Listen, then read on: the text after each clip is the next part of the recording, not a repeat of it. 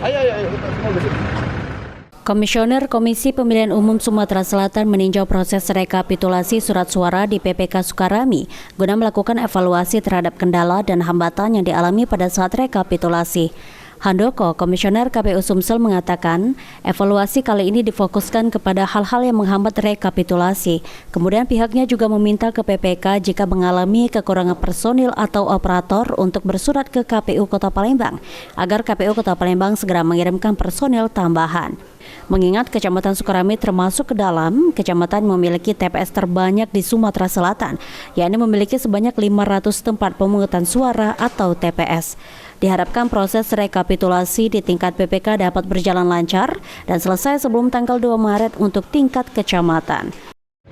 Baik, evaluasi hari ini saya beberapa hal. Pertama, dari hal-hal yang menghambat, contoh dari jempitan dan sebagainya itu tentu dilakukan.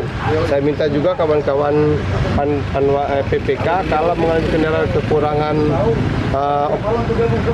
orang, operator, silakan nanti bersurat ke KPU Kota Palembang meminta, jadi nanti KPU Kota Palembang menugaskan operatornya kalau dia itu kekurangan seperti itu.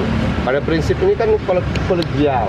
Tentu dalam proses ini karena kawan-kawan Kecamatan Sukarami ini kan besar dan supaya tepat waktunya. Ilham Wahyudi, PAL TV.